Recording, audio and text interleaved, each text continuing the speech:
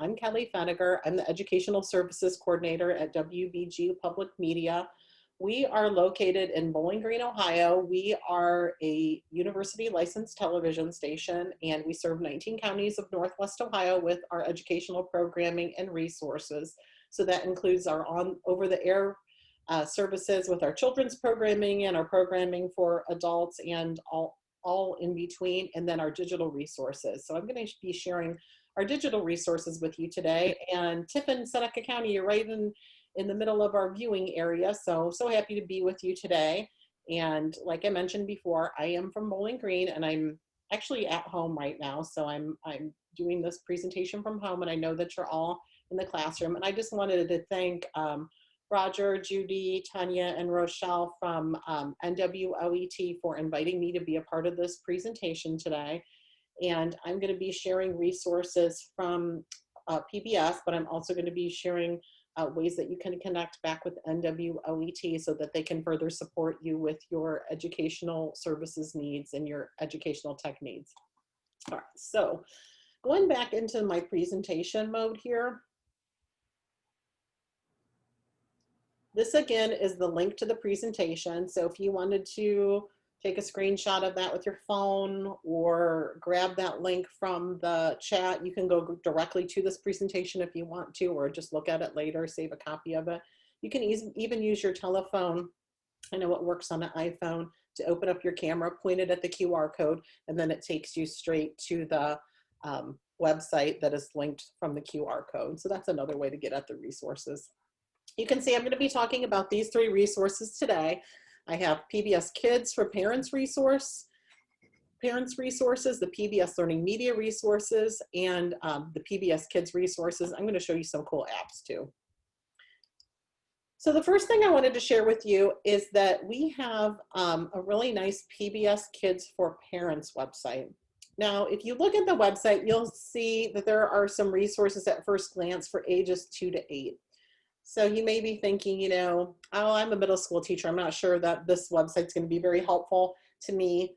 Well, there are still a lot of great resources there for you because there's some really nice articles that help support parents and educators as they support children's social and emotional needs. So some really great resources in that way. And that's what I'm really going to focus on today, is that social emotional aspect in this particular training. And there are, though, of course, some great resources in addition to that for that younger age group through this PBS Parents website. So to get to it, you can either click right through on this image on my slide deck, or you could click on the pbs.org parents link at the bottom. That'll take you right to the website, and I'm going to go over that with you right now. Right here is on the rotator are like the most kind of important things, or the highlights, or maybe new information that's being promoted. You can see there's some good information on getting back to school. There's a special event this afternoon at 3:30 p.m. about preparing kids for a very different school year. That's going to be recorded and available later on the PBS Parents, the PBS Kids for Parents YouTube site. And I have that linked on our social media accounts too. I'll show you how to find that later on. So you can watch it or share that information with parents. There's going to be a lot of great information. There's going to be child psychologists, parents, and lots of experts there to lend their advice and support. The other article that I really like that is found on this rotator is this: How to Support Your Child for a Very Different School Year. And there are tips in this article for families and educators, whether the kids are going back to school or they're learning from home. And I know that you have a mix of children like that in your district. So I think that the information there would be really helpful. I'm going to delve into that a little bit, but I'm also going to show you that if you look at this menu at the top, you can see that there are different kids shows that I could click on and I could learn more about. There are different activities that I can search. I can search for activities that support social emotional development and by age. And then if I click on Thrive, that's where I'm going to find those articles like the one that I mentioned from here by clicking on the See All article. So let's take a look at this particular article, the How to Support Your Child for a Very Different School Year. You'll notice if you read through the article that there's some great tips that work really well for children of all ages. And one of the most important tips, and I've heard this repeatedly from um, emotional health professionals, like for instance, in Bowling Green, we have Children's Resource Center, and I've been in conversations with some of those professionals that provide therapy and counseling. And one of their big tips for kids, and I think you all probably know this well, is to establish a routine with them. And why do you think routines are so important for kids? Any thoughts on that? What do you think?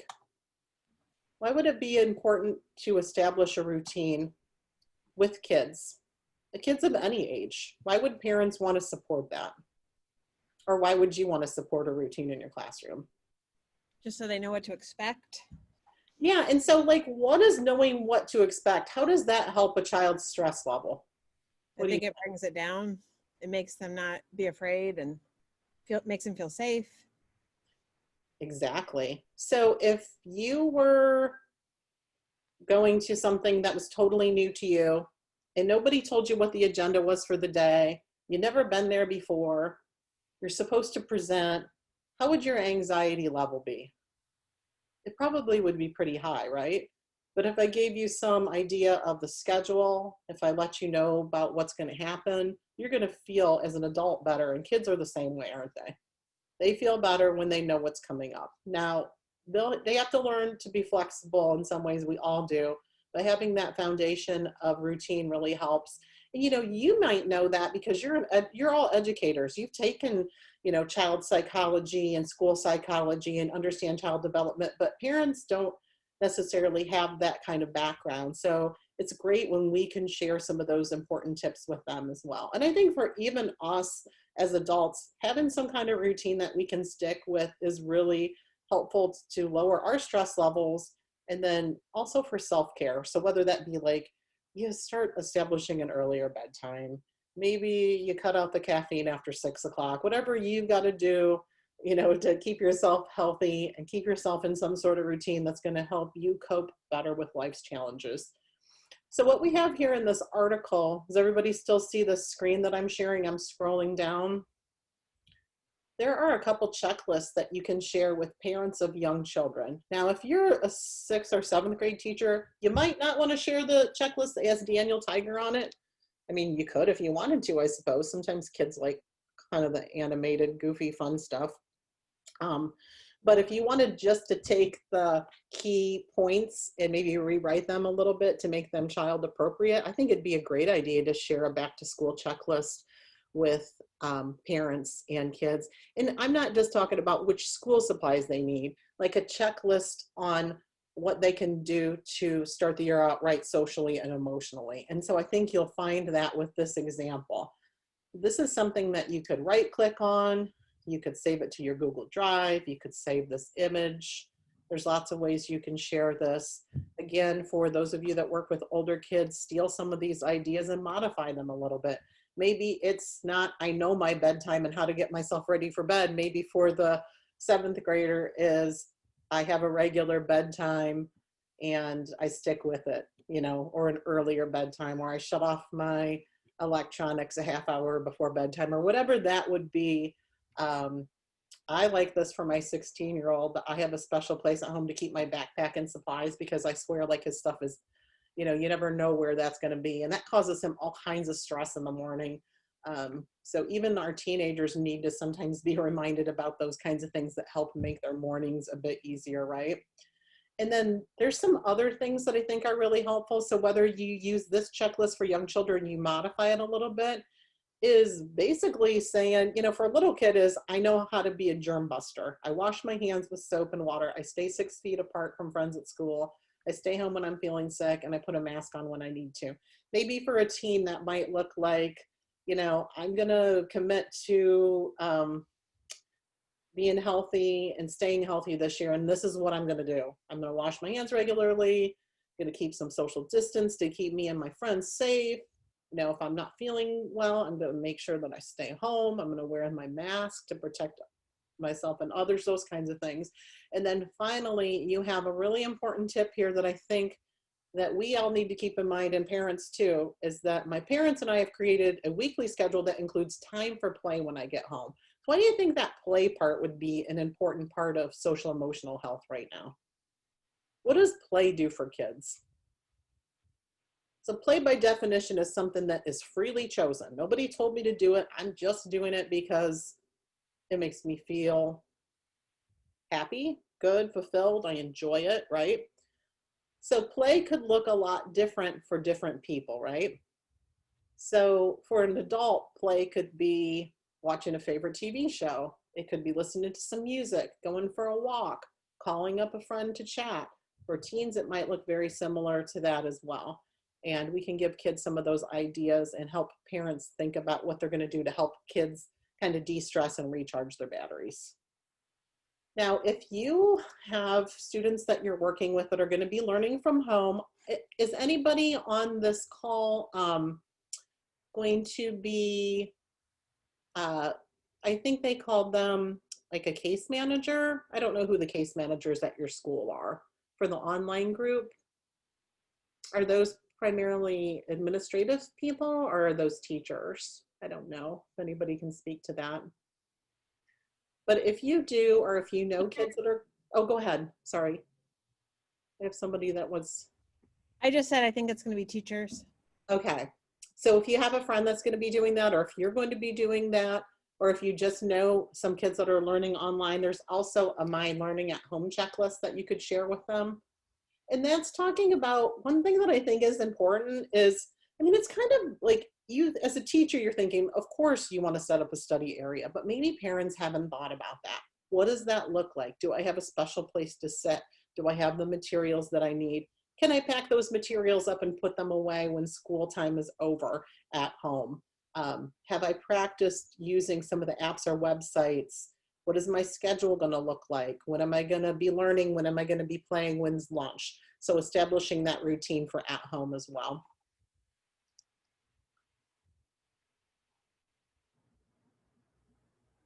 And then I wanted to mention that if you're looking for children's shows out of this group, and I know these tend to be for younger children up to about age of grade 3, Arthur, Clifford the Big Red Dog, and Daniel Tiger are probably my top 3 picks for great shows that model social and emotional development. Arthur, especially for the older age group, like I think Arthur's still pretty cool for like a third grader, maybe 4th grader. You kind of have to gauge where your kids are with that.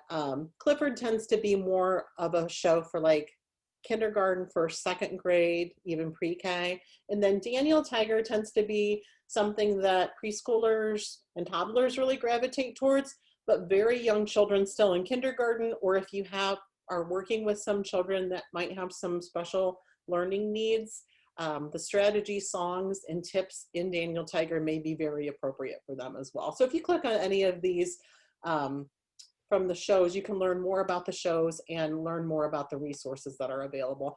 Finally, you've got a child development tracker, so to speak, up here at the top. So if you teach 8-year-olds and you want to direct parents to resources that support 8-year-olds, or if you yourself have 8-year-olds and you want to think about what strategies you can teach them to help them manage their emotions and be more self-aware or develop social skills, there's a lot of great tips here. And remember how I said there's so many resources here? It looks like it's for younger children, but if you look at what the activities really are, they're appropriate for all ages. Here's one right here. Teach I statements to help children understand the cause and effect between external experience and internal emotions. Show them how to form an I statement. And then you would click on this link right here for more about how to do that. That's a great learning activity for adults. I mean, I think there's a lot of us that could be reminded of how to do that and be more appropriately assertive and self-aware.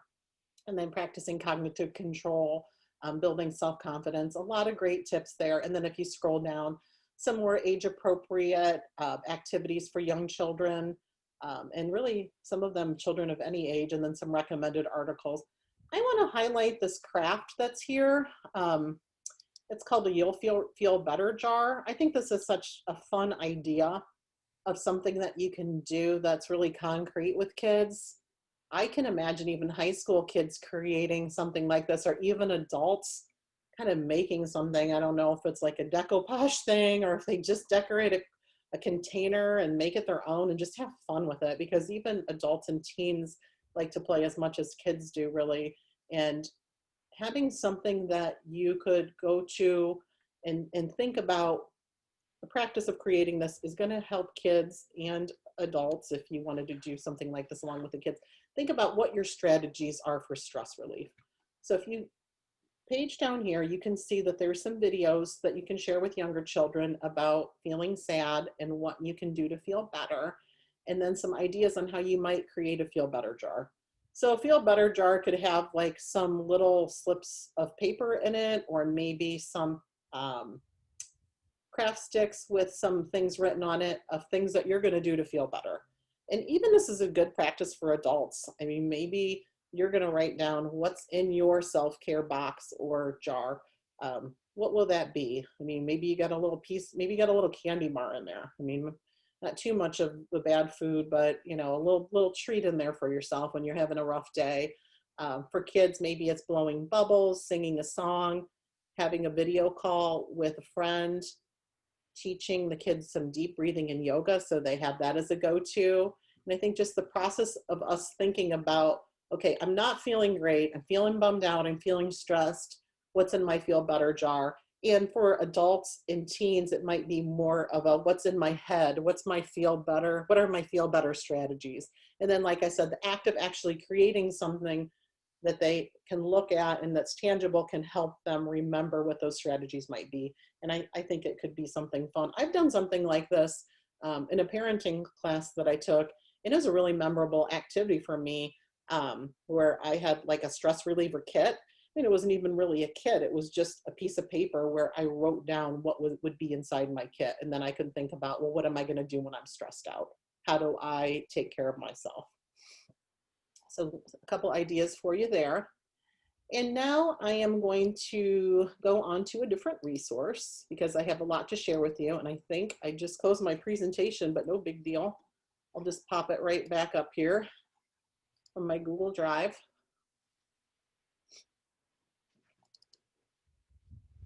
Everybody's still seeing my screen with the now loading presentation on it? Did it come up for you? It shows my agenda now. All right, just let me know if you can't see it. The other resource that I have for you is our pbskids.org website. And this is one that is a great, safe go-to website that you can send children to. You don't have to worry about them getting into like watching some commercial or seeing something inappropriate. And you know that everything there is fun, it's educational, kids can browse. It's really set up pretty nicely for a non-reader too. The kids can toggle over this wheel that spins. This is a screenshot, so it's not spinning right now. But I wanted to show you this resource not only because it's a great resource for kids to play on and learn, but it's a nice teaching resource too. And I'm going to especially focus on these videos that are here. You can see them in the bottom left-hand corner, this video square, and the games on the right. So I click on the PBS Kids website. I can click on videos.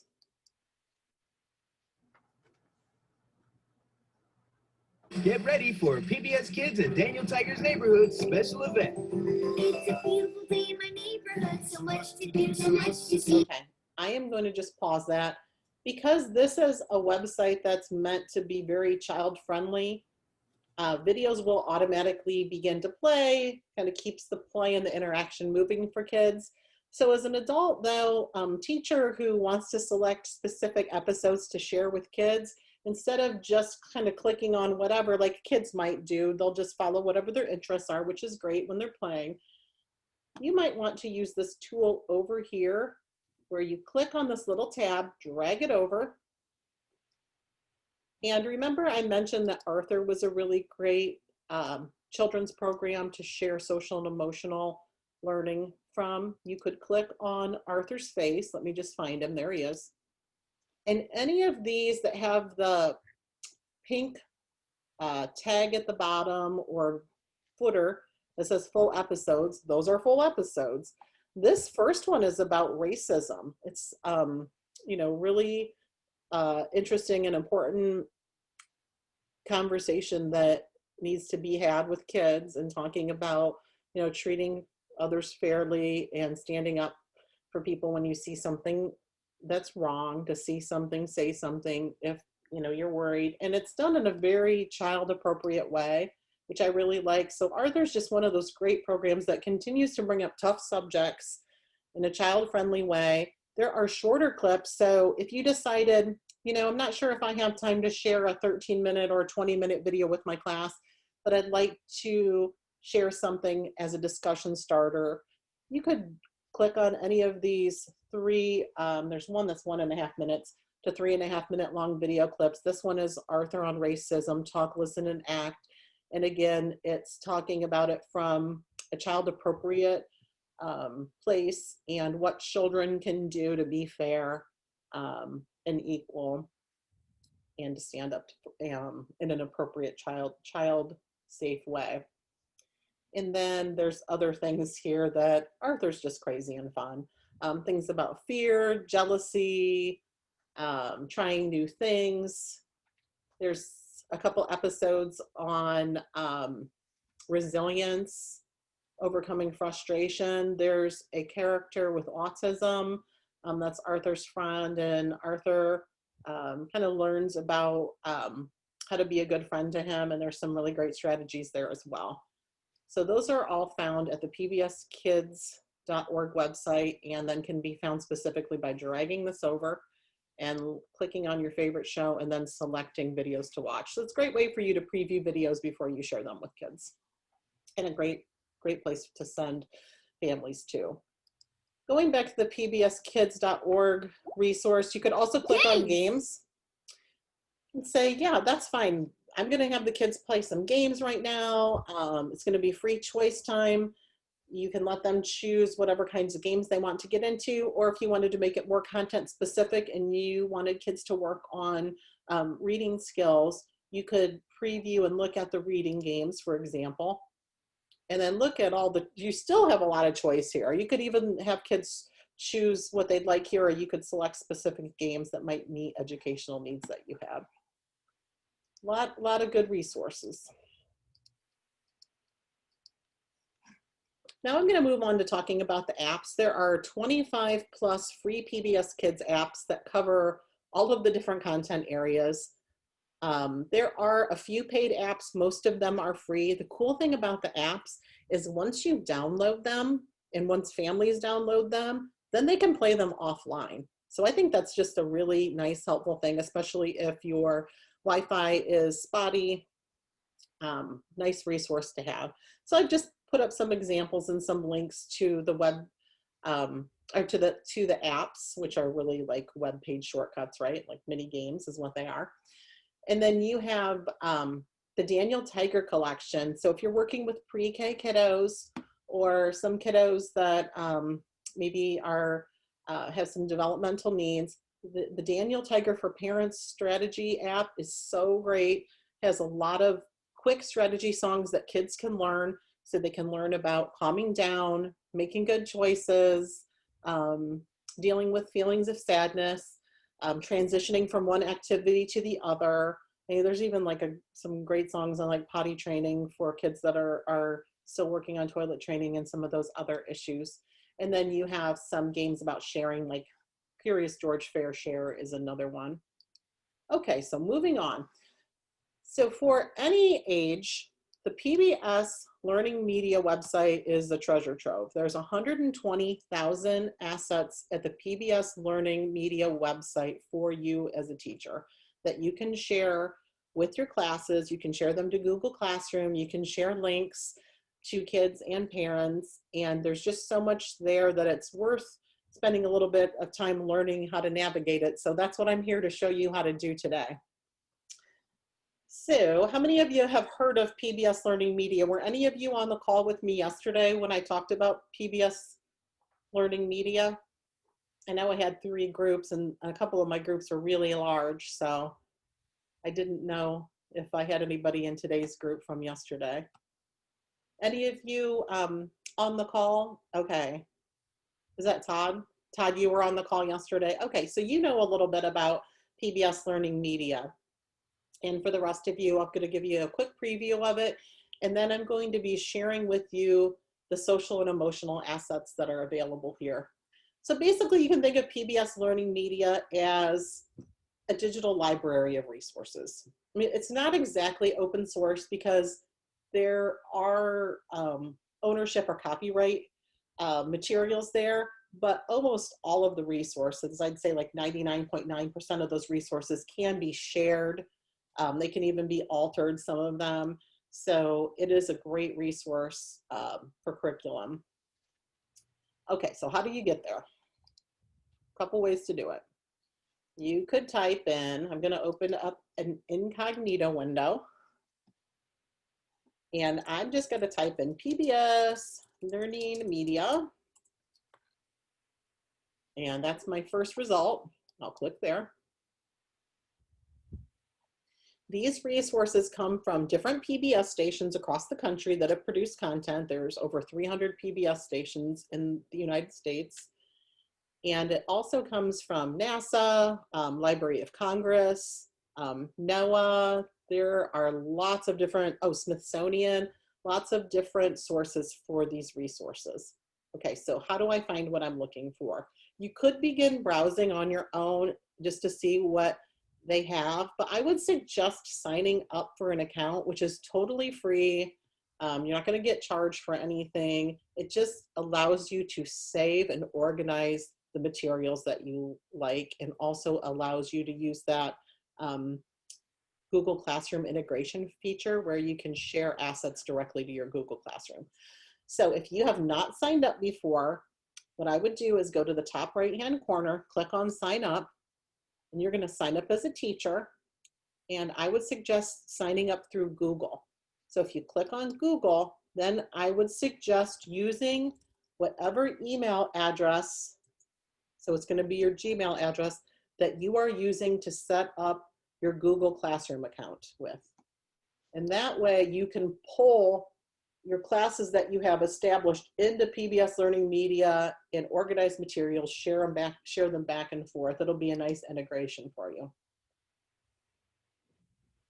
Okay, so now I've signed in through my Google account, and I can see that my name is at the top now, or whatever your name is listed through your Google account.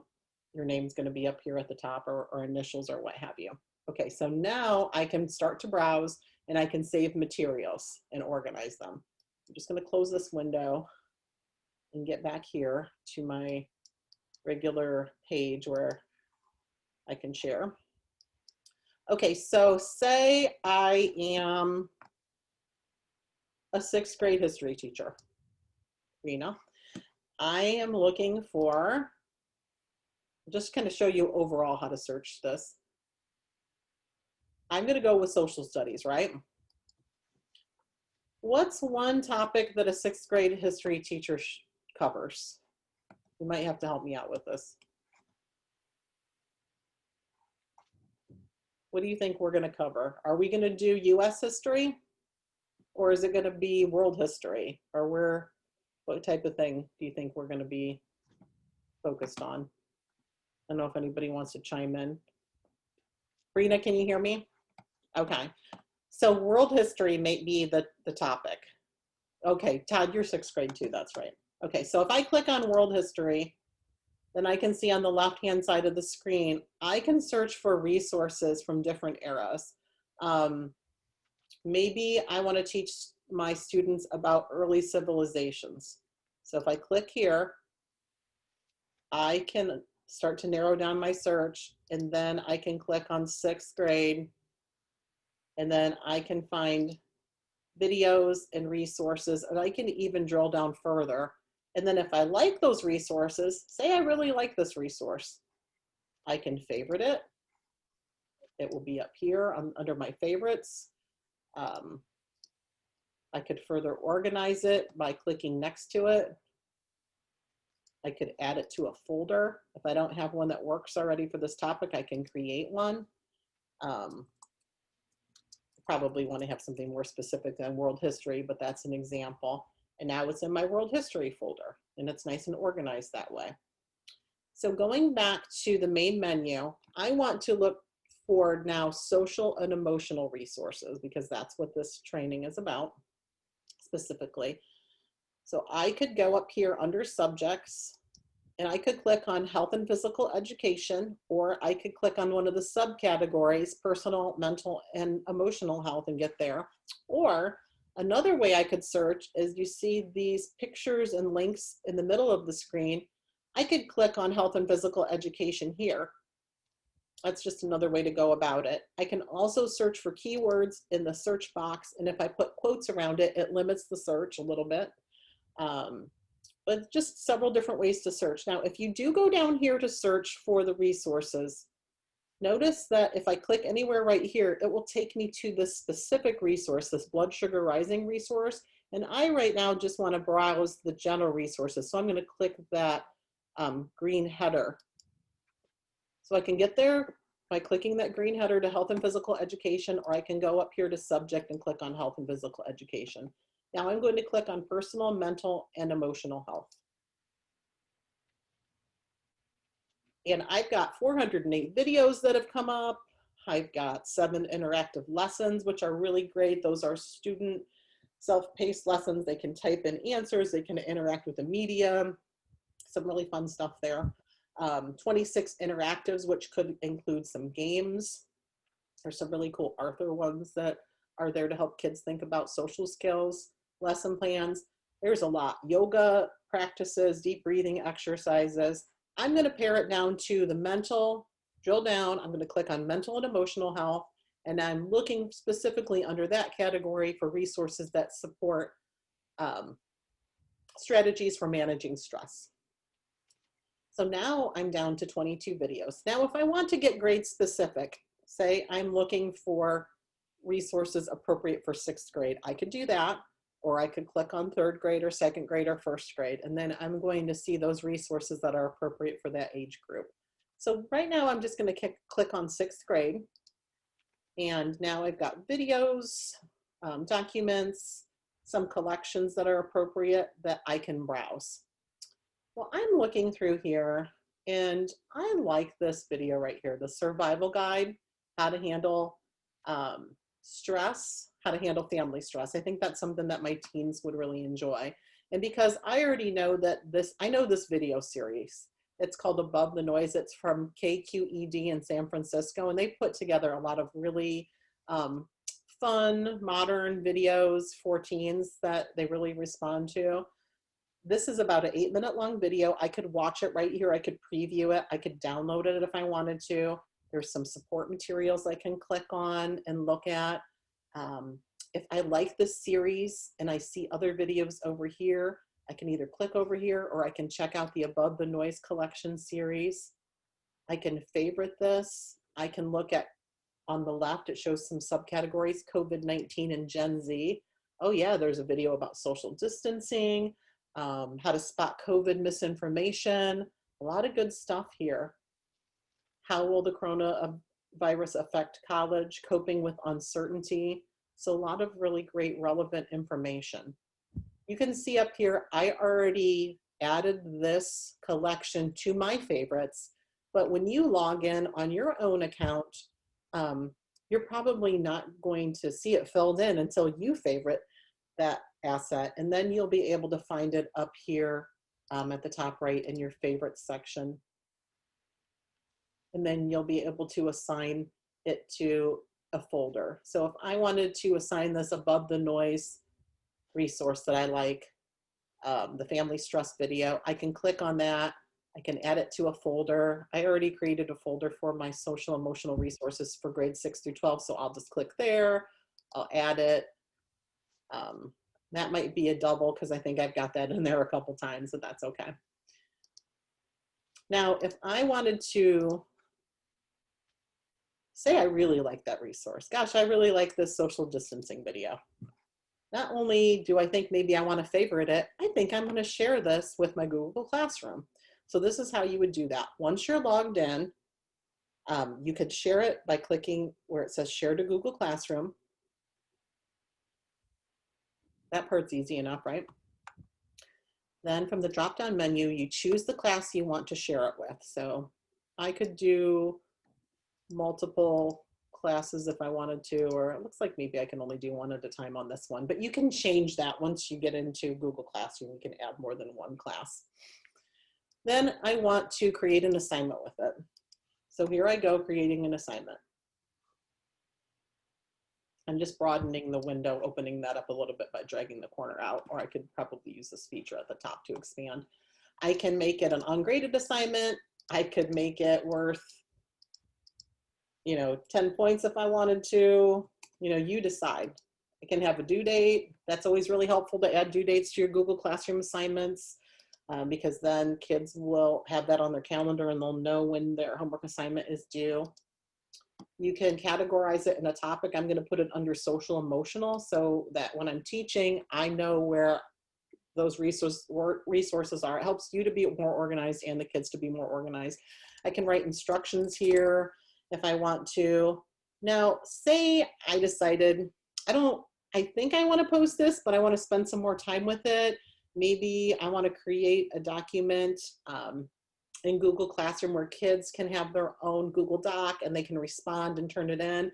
So even though I want to assign this at some point, right now I want to save it as a draft. So rather than clicking right on assign, you could click this little drop down arrow and click on save draft.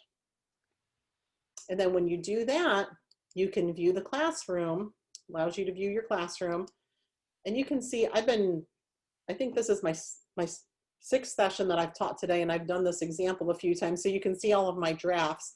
But right here is one of my drafts. Let's see, I think I already have the handling family stress. Here's the draft right here. So here's the draft of my assignment. You can tell it's a draft because it says draft to the right and it's been kind of grayed out. So if I click on that, then I can edit the assignment. I think I already saved this assignment in this classroom, so it's showing that I added a Google Doc. I did that by clicking on it from my Google Drive, and I uploaded it, or I could create it right here. I could create a doc. I could type in that, and then I could type more into it if I wanted to. And I could either make it a view only document, or if I wanted each student to have their own copy of, maybe I've got a doc with some questions on it that I want them to fill in, so that maybe my instructions are watch the video, complete the Google document, or answer the questions on the Google document. And then after I've had it assigned, there'll be a button and then turn in. Okay, so that's something that you can do. And going back to this resource again, because we just have a couple more minutes, I'm just going to click through the rest of my presentation and show you the resources that you have available to you, so you can look at them a little bit more later. Again, these are just screenshots of the things that I showed you during the training so that you can go back through it. I do want to point out that at the bottom of each one of these pages, I've got resources for you and resource folders. So on this one, at the bottom of the survival guide page, how to handle family stress, there's a resource folder for social emotional resources for grades 6 through 12. So if you click on that, then you will have the resources that I already saved in my folder, and then I shared with you by sharing that link. So once you get your folders full of your favorite items, you can share those resources with other colleagues. So maybe one of you wants to work on finding the social emotional resources, someone else is going to work on another area, and then you can share those links with each other. So what that allows then on your end is grade 6 to 12 teachers, once you open that link, you can browse those assets that I recommended. This is a great one, this Eva Core resource. She was a survivor of the Holocaust. She was one of the twins that was experimented on. And it's a sad story that she went through that, but it's also a story of healing and humanity and hope, and kind of delves into some pretty important social issues. And there's some really nice things here that you could use for those older kids. So then if you decided you liked that, you could favorite it, you could share it to Google Classroom, etc. So other things that we've got here for the K-5 teachers, I have gathered a collection of items in a favorites folder that I've shared with you with this bottom link right here, the Meet the Helpers, the Arthur resources, there's social emotional curriculum development resources. Meet the Helpers has great stuff on coronavirus, hand washing, what is coronavirus, helper heroes like yourselves, teachers are included and highlighted because it's important to point out to kids that even when things are really stressful, there's always adults in our lives that are there to keep us safe and to help us. And these videos and resources are about those helpers. And then again, the link at the bottom to other resources. Finally, for those of you that work with very young children, there's a lot of great resources for pre-K kids, so you could click on that link to learn more. And then there's a back to school resource for pre-K through grade 3, that if you click directly on this link, you can find that resource. So lots of things about getting ready to go back to school, that checklist that I talked about, healthy behaviors, routines. And then the last thing resource-wise is if you have young children of your own, or if you work with young children, or even if you just work with kiddos that have been through some trauma, Sesame Street and Communities has some really great resources for parents and teachers. So, you know, even though Sesame Street is really a program for preschool age children, the articles that are there that talk about how to support kids through health emergencies, for example, they cover the topics of grief, how to talk to kids about incarceration. So if they have a parent that has been in jail, if their families are going through divorce, Sesame Street and Communities is a wonderful resource for you as an educator and a great place to send parents so that you can have age-appropriate conversations with kids and help them feel safe and help them manage their stress levels too. And then finally, last thing I have is just some social media resources. I've been managing the educational posts for the social media channels for NWOET and for WBGU. So if you're on Twitter, go ahead and follow us on Twitter. I like to post, I don't post a lot. I just, you know, maybe a post a day or every couple days about some interesting materials that are coming from PBS, or something that educators might be interested in on the NWOET website. I'm posting about ed tech tips, those kinds of things. And then we have a couple of channels to follow on Facebook as well. And then don't forget about our websites. At the WBGU.org website, there's a lot of the resources that I talked about today, and also some awesome PBS Kids read-alongs for the elementary teachers. There's 30, I think close to 30 different videos of some great read-alouds from celebrities, PBS Kids authors, and so forth. A lot of good stuff there. And our TV program schedule for both primary grades and secondary grades. If you wanted to assign some TV watching from home, that's always a possibility too for a homework assignment. And then for NWOET.org, great place to go for information on latest professional development opportunities, their newsletter. And then again, the link to my presentation is here. And I'll share that again in the chat if you need it. And then finally, if anybody would like to get a hold of me after the presentation or have any questions about what I talked about today, I'm putting my email address in the chat, and it's also on the screen here, feniger@bgsu.edu. Well, thank you so much, everybody, for your attention today. And I'm going to hang on to the call for a little while in case anybody has any questions or comments. And just wanted to thank you for being with me and hope that you have an awesome school year, and that I hope that I see you soon. Well, thanks, everybody.